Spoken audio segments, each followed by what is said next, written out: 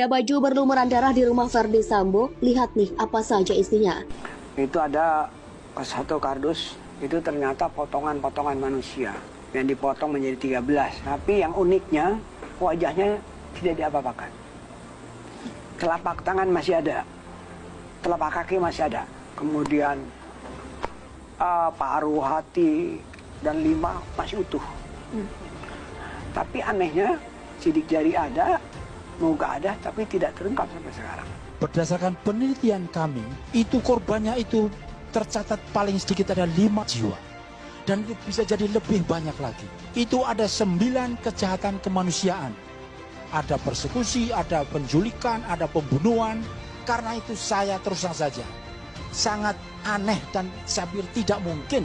Dan ini penyakit lama kita. Sama saja dengan penyakit 65. Ada provokasi jenderal dimutilasi. Lagi-lagi kena 5.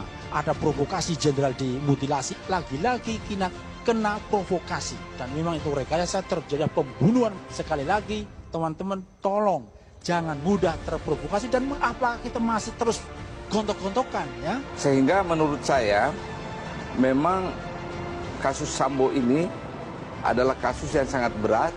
Dan karena itu mungkin ya, besar kemungkinan hakim memberikan hukuman seberat-beratnya. Pembunuhan ini sadis, sangat sadis. Apalagi status dia sebagai polisi. Dan memaksa orang lain ikut melakukannya. Hukuman mati ini buat Sambo ya, yang menginginkan hukuman mati itu 91%. Kemudian hukuman penjara seumur hidup 7%, hukuman 20 tahun penjara 1%, kemudian kurang dari 20 tahun penjara 1%, bayangkan. Dan ini kan polling yang tidak bisa kita rekayasa kan, mereka isi sendiri, kemudian artinya mood masyarakat terhadap hukuman itu begitulah. Hanya memang ya dalam perspektif hak asasi manusia, memang hukuman mati ini selalu pro dan kontra. Kan pembunuhan itu cuma 2 macam aja, 2 tipe. Sebagai sarana untuk mencapai tujuan, kalau dihitung susah lah berapa ratus cacakan. Tapi yang menarik di sini adalah ternyata mulut korban itu dibelah di bagian perutnya itu, potongannya sedikit kecil begini. Kemudian juga ada luka-luka yang berbentuk, kita istilahnya luka lecet-tekan berbentuk bundar-bundar di sini. Kita periksa, ternyata di paha kanannya secara mikroskopik ditemukan reaksi radang tadi. Jadi berarti motongnya sebelum tewas. Saya masih tetap mendesak karena sekatan belum selesai. Perlunya adanya terus pengungkapan kebenaran.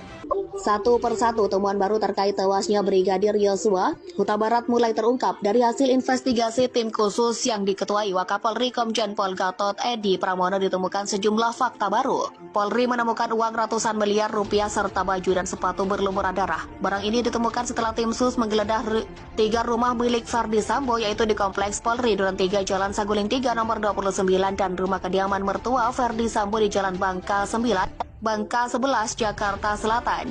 Satunya lagi, polisi juga menggeledah kediaman Verdi di perumahan Cempaka Residence Magelang, Jawa Tengah.